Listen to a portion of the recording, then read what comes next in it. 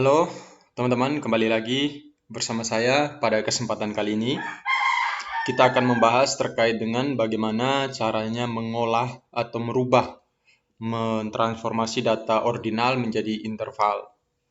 Ya, tujuannya adalah untuk memenuhi syarat analisis parametrik. Misalkan teman-teman dalam proses pengumpulan datanya itu menggunakan pengukuran yang bersifat ordinal gitu ya. Tetapi kemudian teman-teman ingin menggunakan statistik parametrik, menggunakan analisis regresi begitu ya. Oleh karena itu, syarat analisis parametrik itu kan harus memenuhi beberapa uji asumsi klasik. Misalkan normalitas data, homogenitas data. Nah, oleh karena itu ketika ingin menggunakan analisis tersebut, maka data yang harus dipakai untuk analisis parametrik itu minimal interval. Sementara teman-teman sudah mengumpulkan data yang bersifat ordinal dan teman-teman ingin menggunakan data parametrik atau analisis parametrik. Mau tidak mau data ini kan harus dirubah atau menaikkan tingkatan datanya menjadi dari ordinal menjadi interval. Nah, bagaimana caranya? Teman-teman, kita melakukan menggunakan metode MSI ya, metode successive interval. Nanti bersifat add-ins.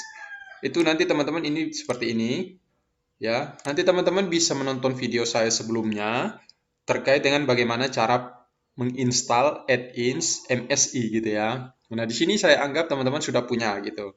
Nah, kemudian saya punya data terkait dengan beberapa variabel, kepemimpinan kepala sekolah, kemudian motivasi kerja, kinerja guru gitu ya. Tetapi di sini saya hanya memberikan satu contoh terkait dengan kepemimpinan kepala sekolah. Variabel ini yang mau kita ubah gitu ya.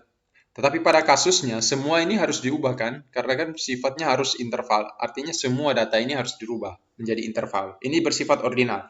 Nah, bagaimana caranya? Saya memberikan contoh salah satu variabel saja. Kita pilih di sini ya, kita klik di sini untuk apa namanya baris baru gitu ya, untuk nanti ditempatkan outputnya.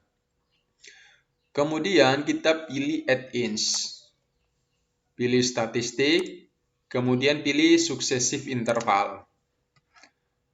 Nah, untuk data range kita masukkan semua data dari nomor 1 sampai nomor 16 ya, ini data ini untuk semua responden sampai ke bawah. Oke, seperti ini. Setelah semua dipastikan terpilih, lalu ini cell outputnya kita pilihkan di sini saja ya ini. Kemudian klik next, kemudian select all, kemudian next. Nah, ini minimal value-nya. Misalkan teman-teman menggunakan atau kita menggunakan skala Likert ya 1 sampai 5, maka skor terendahnya itu 1, skor tertingginya 5. Di sini saya menggunakan 1 sampai 4. Makanya minimal value-nya 1, maksimal value-nya 4. Kemudian klik next, lalu finish. Kita tunggu. Nah, ini hasil konversi atau transformasi dari data yang di atas ini ya. Dari data yang di atas. Kemudian kita tulis misalkan perlu totalnya. Tulis total. Oke. Kemudian kita jumlahkan ini sampai di sini.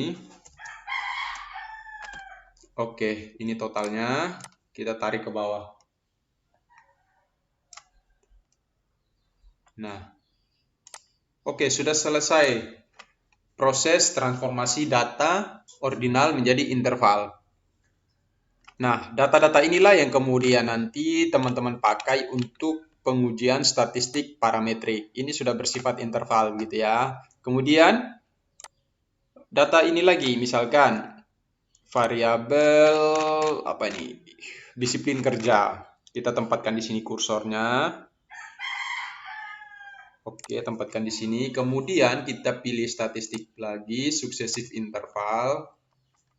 Kemudian kita pilih data range-nya, kita pilih 1 sampai 15, kemudian sampai dengan responden ke 67. Kemudian ini biarkan, next, kemudian select all, kemudian next, 1 sampai 4. Next, finish. Oke, selanjutnya kita tuliskan totalnya.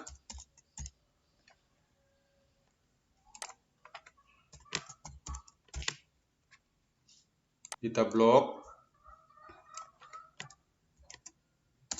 Nah, ini teman-teman. Selanjutnya kita tarik, drag ke bawah. Nah, di sini kita sudah dapatkan data atau variabel yang kedua, hasil transformasi variabel disiplin kerja. Nah, nanti data-data inilah yang kemudian teman-teman pakai untuk pengujian statistik parametrik. Ya, sesederhana itu. Oke, saya kira itu yang bisa saya sampaikan. Semoga video ini bermanfaat.